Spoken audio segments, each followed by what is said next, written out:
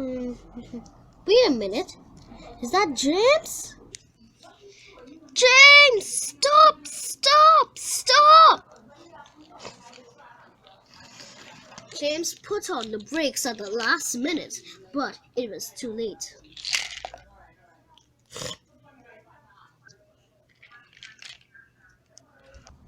The bottle fell over and it caused something to drop onto James. You should stop braking at the last minute. It could cause accidents and, well, crashes. I have never had a crash in my life, said James. Oh, really? Then how about on your first day when you were taking a train? You couldn't stop because your brakes failed.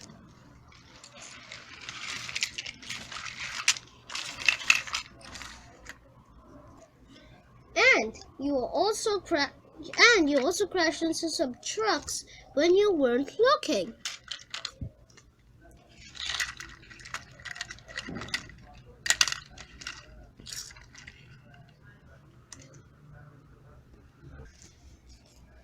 You see, James? There are some things that you don't. Bye, Percy. James is going and get some of the thing that's spilled on him wash.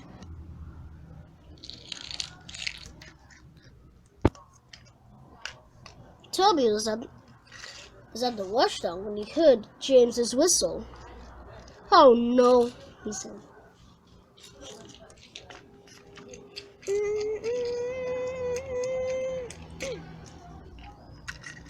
James, you need to slow down. I mean, there could be an accident once in a while. But Toby, I am careful, and I am allowed to do that when I want. No, you aren't, said Toby. James knew that Toby was right, but he didn't want to listen. Then, when James looked back, he realized that the long line had gotten longer. So Toby drove up in his car. James, I'd like you to go and take some trucks from the lagoon lake. But sir, I am not fit to take trucks. Look at me. I look terrible.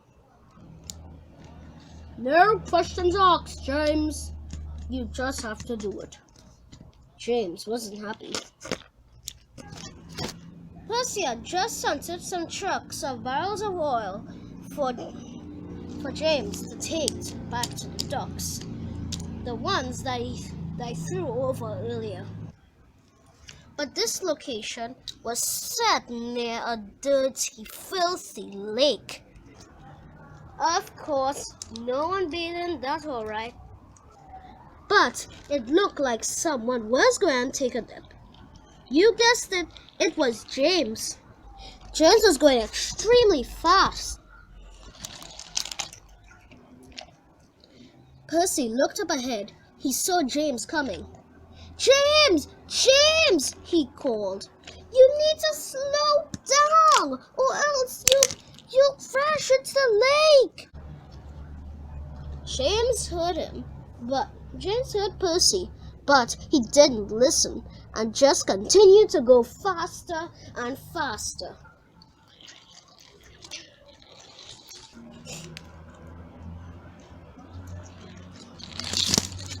And then James braked.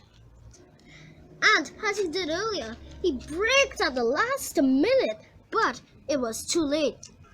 Oh no! Ah! Whoa!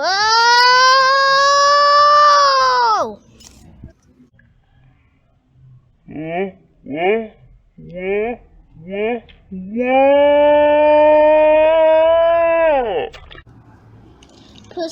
went and told Sir Topham Hatt.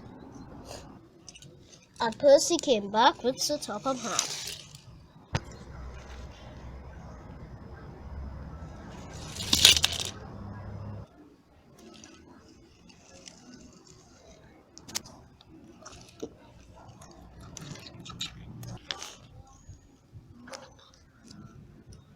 Sir Topham Hatt got out of Percy's cab.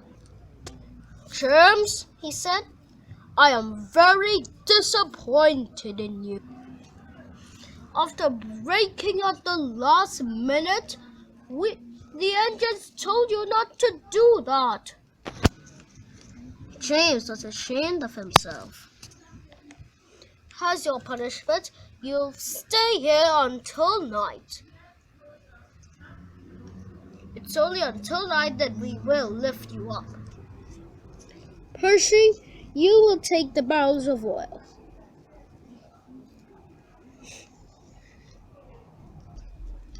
And James, you will stay there."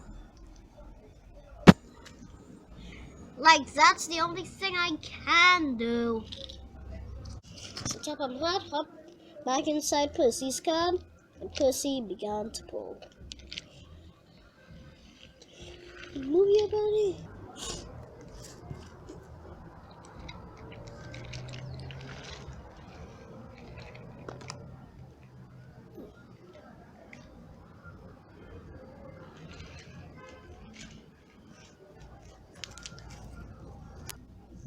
James waited. The water just shook him from side to side, and he was quite embarrassed. He didn't like it. Emily came with the breakdown crew to help James.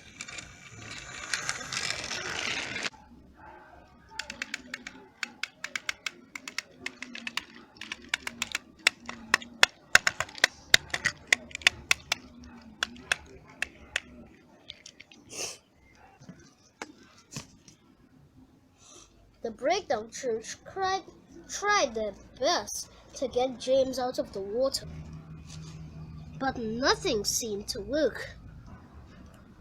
"Apparently," said Sir Topham Hatt, "we will have to leave you there for always and always and always." James was quite unhappy, and he finally spoke.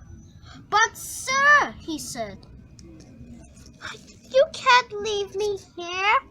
You really just can't. You need to try." "We did, but we can't get you out." "But please, sir, there has to be at least one way. Please, sir, I don't want to stay here."